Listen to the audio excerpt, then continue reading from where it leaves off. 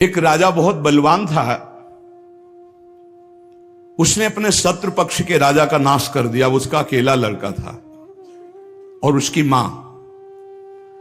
अब हर समय शत्रु पक्ष का राजा इस चाल में रहता था कि उस बालक को मार दें तो निष्कंटक अधिकार। और उसकी मां बड़ी भागवत थी, रात दिन भजन करती, भगवान से प्रार्थना करती कि भगवान मेरे बालक की रक्षा करना। और भगवान के जो सिद्ध संत होते हैं भगवत स्वरूप होते हैं। उन्होंने विचार किया,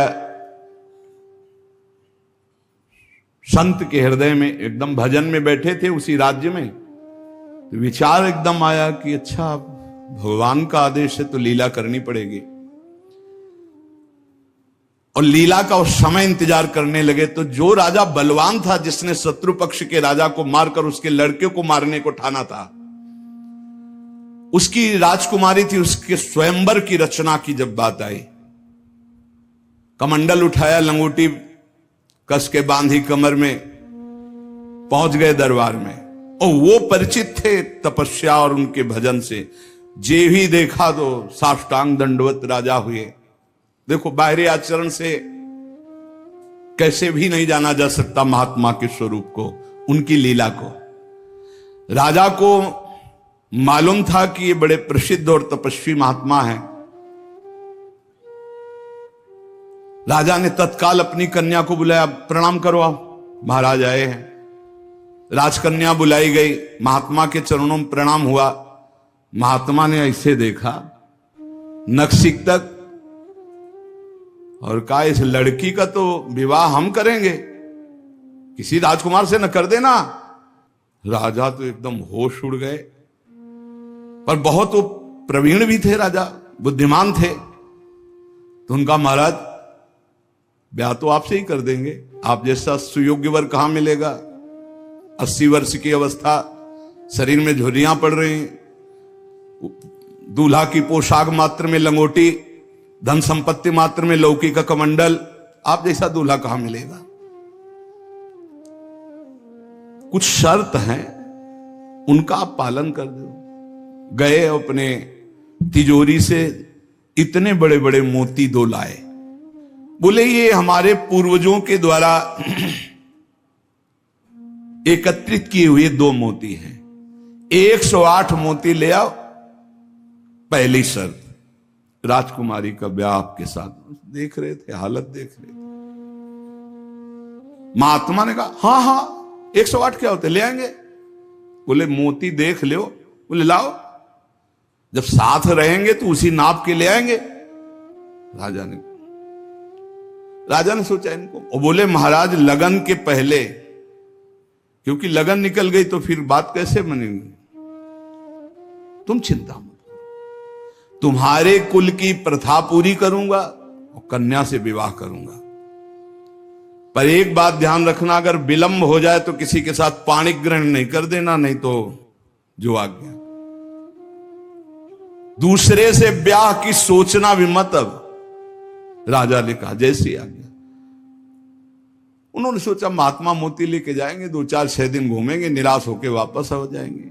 उनको क्या पता था कि जो भगवान के दास होते हैं बड़े जिद्दी स्वभाव के होते हैं।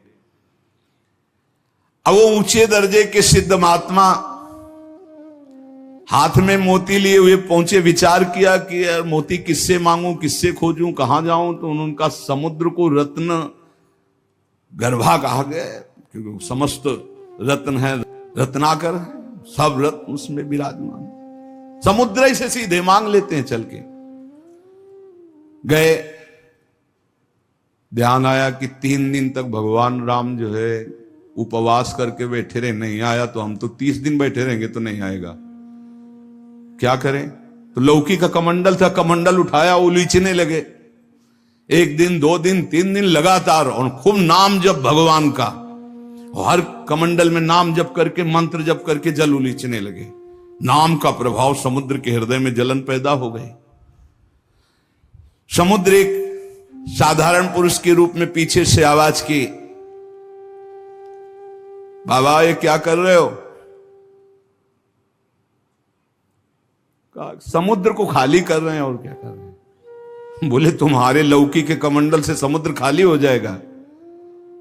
बोले मजाक करो मत करो, एक महात्मा ने चुल्लू में पी गए थे, अगस्त जी चुल्लू में पी गए थे, ज्यादा हमको चैलेंज मत करो। समुद्र डरा। बोले उलीच काहे के ले रहे हो तुम, हमें बता सकते हो?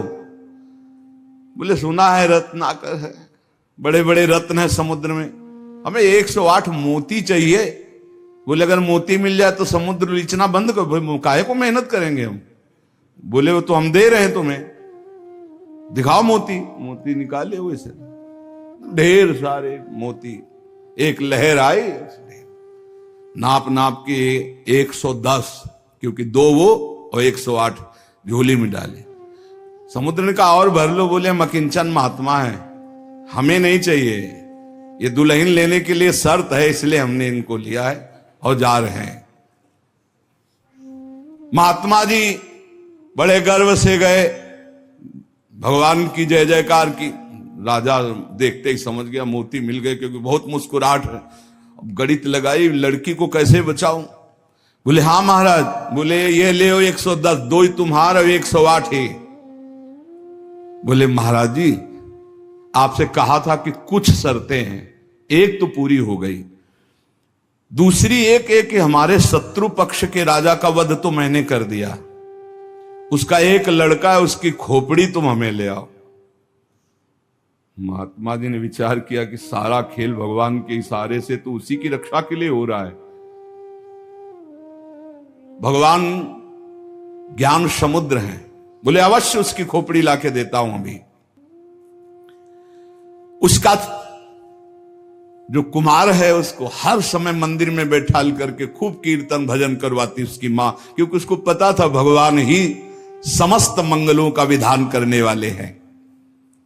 अब महात्मा जी उसके राज्य में गए, जे ही राजमाता ने देखा दरबार में संत आए, प्रणाम किया, महल में ले गई, बढ़िया उनको भोग पवाया और कहा प्रभु आज्ञा कीजिए, कैसे आगमन हुआ, स्वाभाविक दर्शन या कोई आदेश पालन?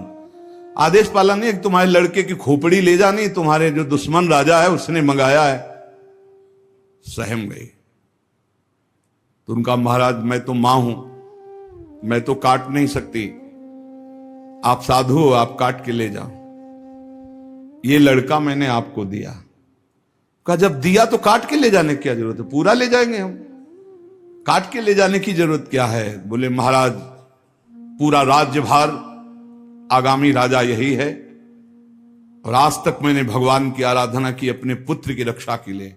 संत और भगवान में मैं कभी भेद नहीं देखती, इसलिए आपकी वस्तु आपको समर्पित है, चाहे वहां मार देना, मरवा डालना, या जैसी आपकी रुचि हो। इतनी बड़ी संत पर श्रद्धा। वो मुस्कुरा कर बोले जब हमें दे दिया तो तुम हमें उपदेश मत दो, मुझे क्या करना है पता है। महात्मा जी गए, बोले राजा तुम सर मांग रहे थे, हम पूरा लड़का ले आए, पर ध्यान रहे एक भी बाल बांका नहीं होगा, पहले भांवरे फिरेंगी, इसके बाद तुम्हें जो मनावे सो कर देना। राजा ने बहुत खुश हुआ, बोले बंदी नहीं, बिल्कुल ऐसे ही राजकुमार की तरह बैठा लो, हमारा ब्याह हो जाएगा, हम दुल्हन लेके चले जाएंगे, फिर तुम्हारा जैसा मनावे वैसा करो। राजा राजी हो गया, सिंहासन पड़ा, राजकुमार की तरह बैठा, दुल्हन सजा, तो सब शर्त पूरी हो गई थी। वर पक्ष की जहां बैठक वहां बैठे महात्मा जी, वही जनाती वही बराती, उनके कौन कोई तो था ही नहीं। महात्मा जी विवाह मंडप के नीचे बैठे हैं, आचार्य आए, पूरा दूल्हा भेष सजाया गया महात्मा जी का, लंगोटी में, केवल लंगोटी कमंडल, संत की लीला। कन्या आई, महात्मा ने कहा रुको, एक बार देखा तुम्हारे योग्य नहीं हो, हे राजा ये तुम्हारी लड़की हमारे योग्य नहीं। तो महाराज आप ही बोले थे, अब मतलब अब बेइज्जती तो मत करो, बिल्कुल भावरे पड़ने वाली।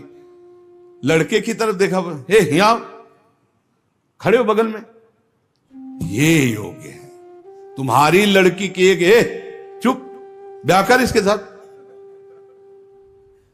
तुरंत अपने तपोबल से उस लड़के का ब्याह करा।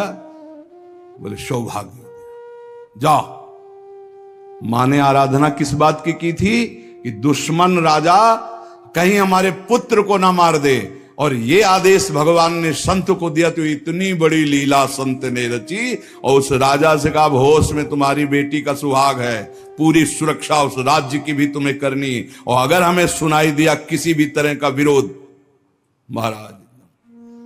कभी कभी भगवान की आज्ञा से संतजन कुछ ऐसी लीलाएं करते हैं जिन लीलाओं को बाहरी आचरणों से आप जान ही नहीं सकते कि मामला क्या है।